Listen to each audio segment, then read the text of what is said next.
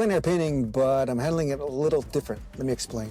I've had this idea, I put in my head for a while now. I did an interview with Zoey Frank. You can see the video here or link in the description. And recently I found a new artist to me, really young, Steele. Again, link in the description up here, a video of hers. And it talks about painting more in a collage way. So that's why I want to handle this plein air painting. I have an 8x16 canvas and I want to break it up in 3 and do a plein air painting of a scene, but 3 different views, trying to incorporate it into one. So let's get going. One of my favorite spots in Pitt Meadows, and you can sort of see the scene behind me right here. I'm thinking more or less that's going to be part of the composition for the end of the painting on the far right hand side. Let's go see if we can find the middle and the front. I already know the beginning, I just got to figure out the middle of it as well. All right, let's get going. I'm liking this for the middle just because of this little river here. I really like how that comes straight at me with the reflections. I like that. But let's go now to the beginning of the painting. And I think this will be the beginning of the painting, kind of this right here. I love that tree, always have. I like the body water on the right. I think I will, though, extend it across over here so I can get a reflection of the tree. And interesting enough, the bog in front here is quite interesting. Maybe I can incorporate some of this into that before we move on to the mid part of the painting. So let's get started.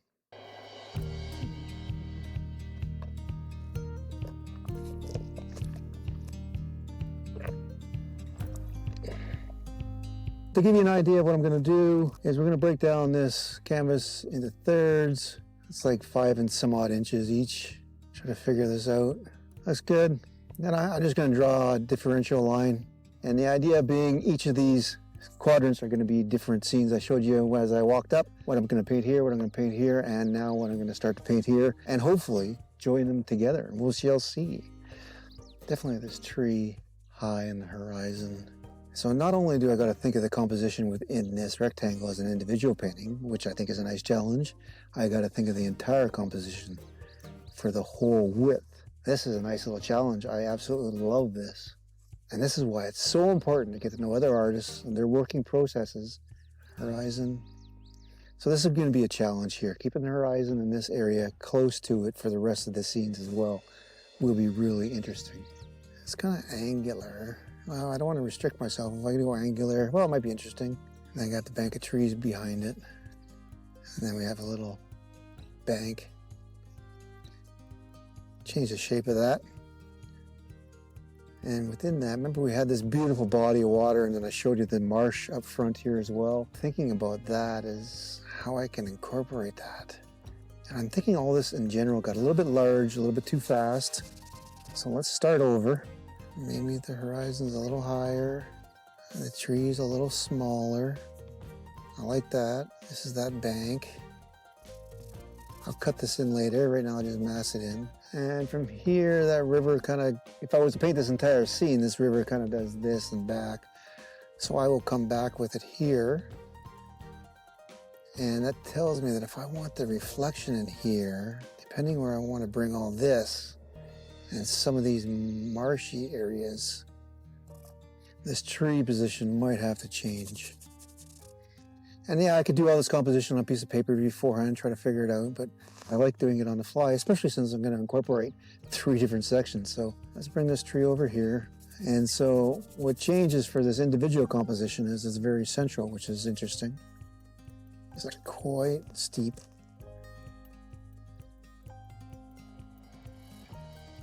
No, trees in the background, sky.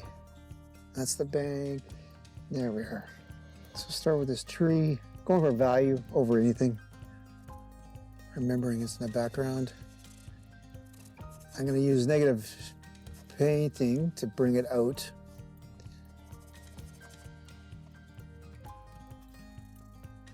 Cool gradations. 3 days from summer, so a lot of greens. You get to decide though how you pull them and push them, right? Cool green, warm green, etc.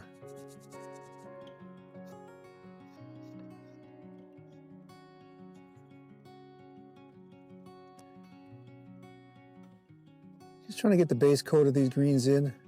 Then I can nuance it a little bit better. Quite steep there. Flattens out. As we come forward, I'll warm those greens. Force that perception of depth, right? Warm, cool. I'm so looking forward to seeing how I bring these two pieces together.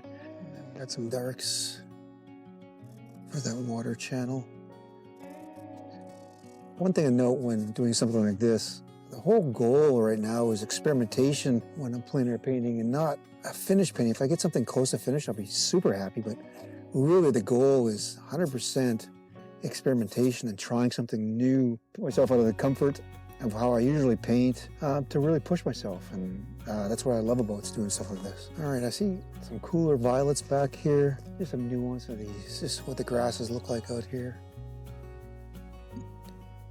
Of course, we won't forget this reflection. The water itself is very light. Add a gradation for the sake of a gradation. Make it interesting.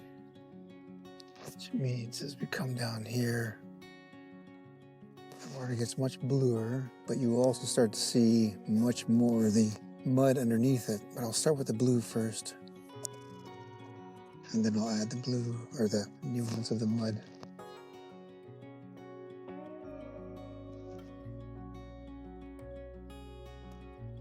Reflection. Back trees. And this is where we can start using negative painting to form these trees.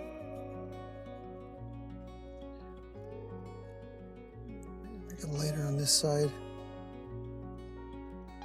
Slightly darker on the other.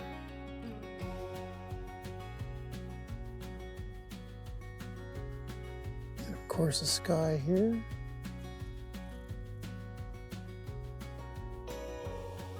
You can see already how much more interesting this tree shape is becoming with the negative painting.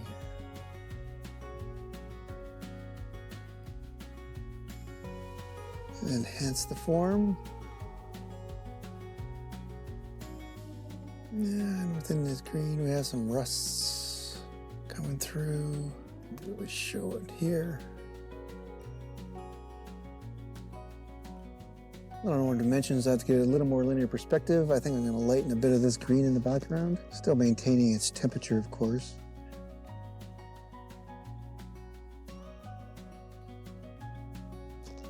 The sky, it's out a little bit lighter up top in the horizon where it kind of meets the tree line. A little extra dimension.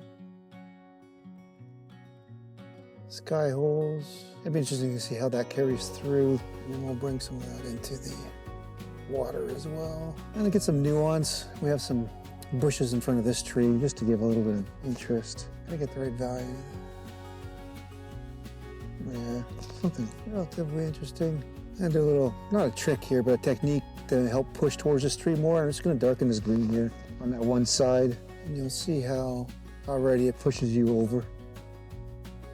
And there, make it a little darker. Find that light green again. And just get some darks in the bank.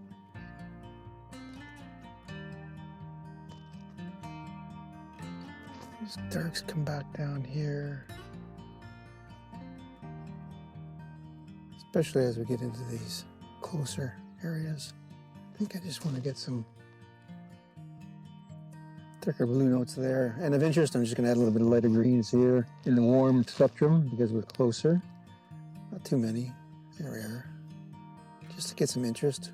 Maybe one up there to ping pong you up a little bit. Yeah, a little bit more. I will do one last green of that pathway up there. Just how it goes in front of that tree. I really like that. And then it tapers off to nothing. I think this is a good start. Let's move on to our mid-panel view. I'm curious how these two will integrate into each other. All right, now the challenge is to get that into here. And what I really liked about this aspect for this middle piece was that river coming more or less straight down on that right-hand side. So let's give that a shot. Let's do a quick sketch. If we carry this over, carry this to here. This could be the river. And there's this bank that just comes straight down. That's what I really loved about this. And then it came here. Of course, we have the reflection. Comes across this dark here. And that tree line comes down. Try to just incorporate everything in here. Maybe we have and a tree line gets reflected a little bit in here as well. I don't know, let's give that a go. Adjust that original reflection a little bit, because why not? How much does the color shift matter? I don't know. First time doing this, let's see. Maybe we can just blend it in.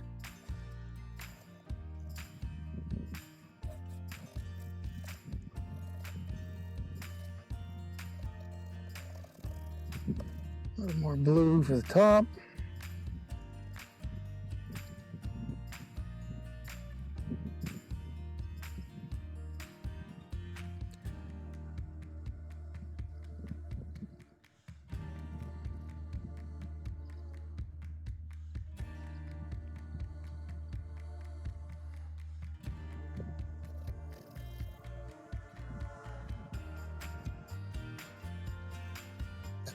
Where this grass is going to come this way. A gradation going on there. Make it a little darker down here. Make this green a little warmer. That marsh, maybe we can still incorporate it over a little bit. Still a little bit too cool. A little warmer, a little lighter. Just for the initial wash. Usually comes over quite straight. Maybe we'll dip it in and come across. That'd be interesting to see how that gets incorporated. Some grasses here and there.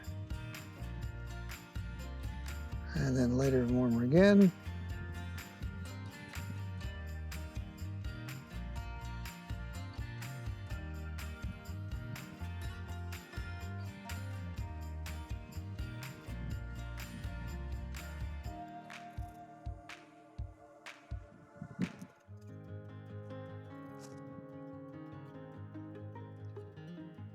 And for just little bits of interest in this scene, there's some trees in the middle here. I'm just going to bring them up. It's a matter of getting the right value and the right size, of course. There's some interest. Yeah, I really like how the strong vertical comes straight up, almost into this tree. And we've incorporated this side into that side really well. So it's interesting to see we're building up a scene that doesn't exist, but exists. So far, I'm enjoying it because you can really play with how everything interacts with each other. It's very interesting. Okay, let's move on to our final passage and let's see if we can integrate it into this to make it a full painting. I'm excited. All right, as you can see, this is the scene with this large bush on the right-hand side, and we're going to try to incorporate that into this rest of this painting. This should be interesting. I'm not sure how I'm going to do this. First things first, though, horizon line. And this bank comes like this. We should be able to integrate it into that bank of the bush. I'll just take liberties and go at an angle. And then this bush here, I'm just gonna do the general outline of it. I like how it kind of comes flat here, then up. Some branches here come through. And then the bank itself. It'd be nice if we can, this bank comes like this, how's that gonna interact, eh? Unless we bring it down like that. No. So this is what composition on the fly looks like. Let's leave a gap there. And then if we bring that up like this. Now I'd like that comes like this. I mean, if we integrate that, no, this doesn't look good. All right, I like the idea of stopping the water there, but having it there as well. We'll see. And the way this bank is, you can bring it up. And then of course, the reflection of that tree would be interesting. This guy, I think this can be a tree up here. All right, let's give that a go, see how that works. First, we'll establish the water over here. We'll make this the darkest water. And this will be a reflection of the tree, which will be green. So definitely never a scene you could really just take a photo of And I'm thinking I actually love this quite a lot because it is so unique. Very rough board, so scrubbing this in is a bit tough. Nice. And we'll carry on these greens here. This will be interesting, how that all works. Here, a little bit darker. Up to here. Yeah, let's bring that all the way down. This should be fairly simple to get this in here. Maybe a bit there. And then for the sky, over here, maybe we can integrate some sky holes. Let's not forget the nice warm horizon with some white and viridian. Taking the time to just adjust some of that horizon line. This is mud bank. Oh, I love that steely, muddy color here. Might as well start integrating that into here. Probably a little bit darker. This beautiful color is established by ultramarine blue and transparent red oxide. There we are. And so essentially, this is where the mud stops. In reality, it continues on and goes off, but I just want to stop it here. I want to give that a try. The sky, I think we need to fix at the bottom here, just the way this reflection is. First, we have this green here, which will make. Good enough. I want to dip it down, come up, and come up again. Maybe it needs a continuous line. And there's that reflection, of course. We might as well start lightening it up here a little bit to get some perspective, because we need some differentiation in this field, but not much. Play with bringing this idea, this nuance over here a little bit.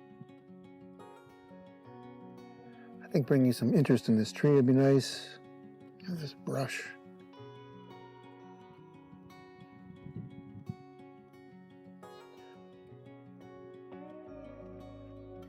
A little bit of gradation. Now to tweak a couple other things here. Skyle's got a bit too big.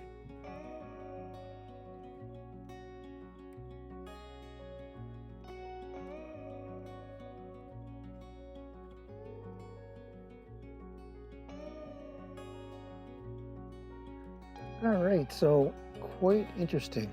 Compositionally, I like the strong mass of the trees with the counterbalance of this tree up top. It'd be interesting just to analyze this after the fact a little bit more, to see placements of everything, to see how well it works.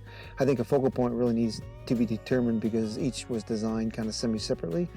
Ideally, focal point up here, which I can accentuate, subdue this a little bit more, have the drive push up a little bit more, especially with the water. You could definitely darken it and bring you up a little bit more.